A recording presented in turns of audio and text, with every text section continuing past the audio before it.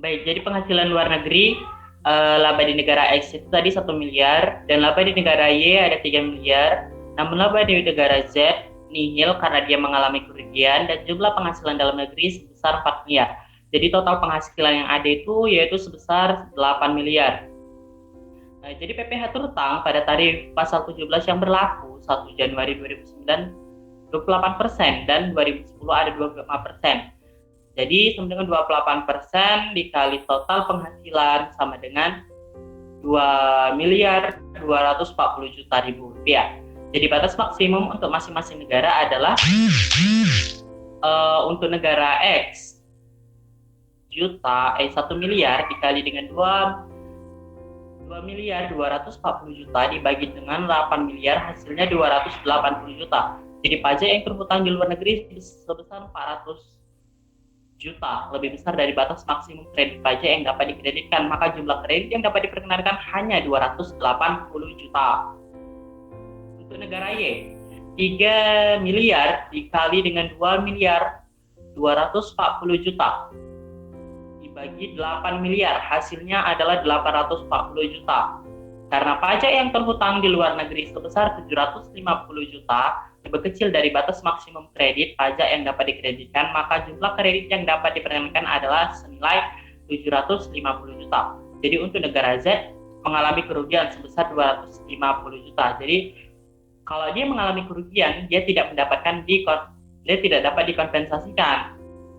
Jadi jumlah kredit pajak yang diperkenankan adalah senilai 1 miliar 30 juta hasil dari penjumlahan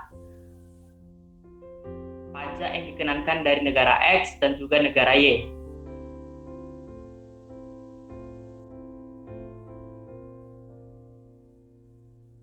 Nah, adapun kesimpulan kali ini adalah pajak penghasilan dikenakan bagi orang atau badan usaha selaku wajib pajak yang memperoleh penghasilan dari sumber tertentu. Tapi pada adanya tambahan kemampuan tertentu, PPh pasal 22 pada prinsipnya merupakan penjualan atau pembelian barang yang terkait dengan badan pemungutan PPh pasal 22 yang telah ditetapkan oleh Menteri Keuangan. Sedangkan PPh pasal 24 menurut Undang-Undang Pajak Penghasilan nomor 36 tahun 2008, PPh pasal 24 merupakan salah satu bentuk pemotongan dan pemungutan pajak atau pajak yang dibayar atau terutang di luar negeri atas penghasilan dari luar negeri yang diterima atau diperoleh. Wajib pajak dalam negeri boleh dikreditkan terhadap pajak yang terutang berdasarkan undang-undang. Ini dalam tahun pajak yang sama. Jadi dalam mempelajari materi ini kita juga dapat memahami sekaligus mampu menjelaskan mengenai pengertian PPh pasal 22 dan PPh pasal 24. Mekanisme pemotongan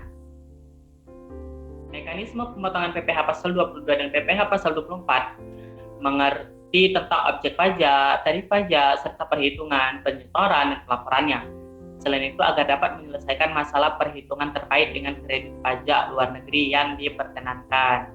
Nah, mungkin itu saja pembahasan dan materi dari kelompok 1 untuk mengenai PPh pasal 22 dan PPh pasal 24. Mungkin dari situ saya sebagai moderator Wiranto izin mengundurkan diri. Assalamualaikum warahmatullahi wabarakatuh dan salam sejahtera untuk kita semua. Terima kasih.